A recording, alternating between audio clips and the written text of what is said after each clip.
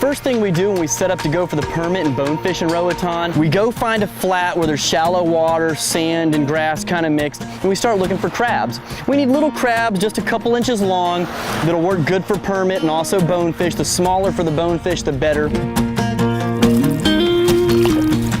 That right there is a good bonefish sized crab. Not too big, a permit will still eat them, but that's about the perfect size for a 2 to 5 pound bonefish. Tear that thing up. You can grab them with your hands or with some gloves, but it's better to get a nice net like this Promar net. Makes it a lot easier. We're gonna go ahead and throw that one in the bait bucket and try to catch some more. So once we did that, we jumped back in the boat and ran to a spot where we thought there would be some permit. Joined by Jeff, president of Salt Life and a resident of Roatan, Captain Jimmy and the crew head to the flats. While you're out there fishing for the bonefish and the permit on the flats, you'll notice in Roatan that there's a lot of mangroves. And mangroves are a sign that you have a very healthy fishery and a healthy island. One of your biggest enemies on the flats are these little mangrove shoots. They're awesome for the environment, but when you have a bonefish on and it's cutting through this stuff, it's very easy to get cut off. When you hook one, you just want your rod up as high as you can so your line's going over the top of those guys, because if your line hits it and he's moving, it'll cut you off. There's little barnacles and all kinds of things growing on them, so they're pretty tough and sharp. If you just look through here, you can see all the little shoots sticking up, so there's a lot of obstacles if we hook a bonefish in here.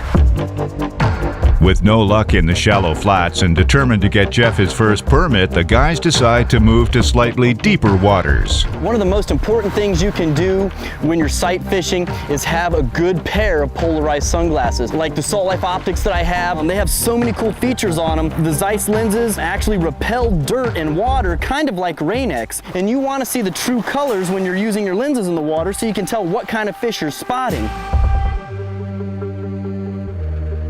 As you can see, looking through this water here, everything looks the same. The bonefish, the permit, everything blends in with it. And these glasses can kind of just bring that fish out to help it pop a little bit. And we've just dropped from about a foot of water to about probably 5 or 6 feet here. These optics are gonna be the thing that's gonna help us catch this fish. Because if I can't see it, I can't put my bait on it to catch it.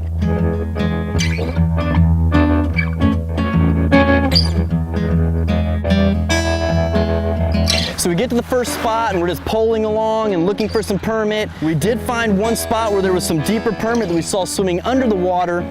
Jeff made a good cast of the permit, kind of waited on it, and then sure enough, it picked up his crab. He set the hook on it and he was fighting his first ever permit. Get it? Right. There you go, you got it. Good job, bro. We're watching Jeff fight this fish, and I'm just as excited as he is to see him reeling this fish in.